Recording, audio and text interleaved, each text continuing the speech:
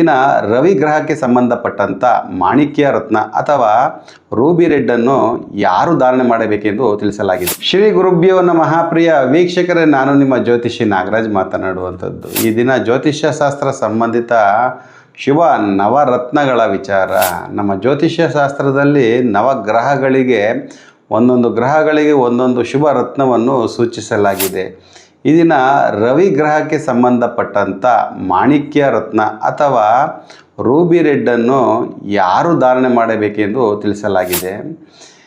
ಪ್ರಿಯ ವೀಕ್ಷಕರೇ, ನಿಮ್ಮ ಜಾತಕದಲ್ಲಿ ರವಿಯ ದಶಾ ಅಥವಾ ಭುಕ್ತಿ ನಡೆಯುತ್ತಿದ್ದರೆ, ನಿಮ್ಮ ಜಾತಕದಲ್ಲಿ ರವಿ ಶುಭ ಸ್ಥಾನದಲ್ಲಿದ್ದರೆ ಹಾಗೂ ಗೋಚಾರದಲ್ಲಿ ರವಿ ಅಶುಭ ಸ್ಥಾನದಲ್ಲಿದ್ದರೂ ಈ ಒಂದು ಮಾಣಿಕ್ಯ ರತ್ನವನ್ನು ಧಾರಣೆ ಮಾಡುವುದರಿಂದ ನಿಮ್ಮ ಆತ್ಮಸ್ಥೈರ್ಯ ವೃದ್ಧಿಯಾಗುತ್ತದೆ ಹಾಗೂ ನಿಮ್ಮ ಜಾತಕದಲ್ಲಿ ಪಿತೃದೋಷಗಳಿದ್ದರೆ ಅದರಿಂದ ನೀವು ಮುಕ್ತಿಯನ್ನು ಹೊಂದಬಹುದು.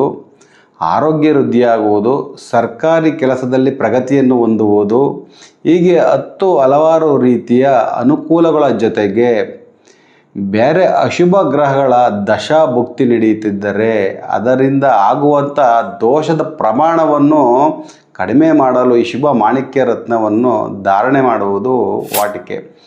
ಆದರೆ ನಿಮ್ಮ ಜಾತಕದ ವಿಶ್ಲೇಷಣೆ ನಂತರವೇ ಈ ಮಾಣಿಕ್ಯ ರತ್ನವನ್ನು ಧಾರಣೆ ಮಾಡುವುದು ಅತ್ಯಂತ ಪ್ರಶಸ್ತ. ಹೀಗೆ ಇನ್ನುಳಿದ ನವರತ್ನಗಳ ಬಗ್ಗೆ ಮುಂದಿನ ಸಂಚಿಕೆಗಳಲ್ಲಿ ತಿಳಿಸಿಕೊಡಲಾಗುತ್ತದೆ. ಸರ್ವೇ ಜನಾಃ ಸುಖಿನೋ ಭವಂತು. ಲೋಕ ಸಮಸ್ತ ಸನ್ಮಂಗಲಾನಿ ಭವಂತು.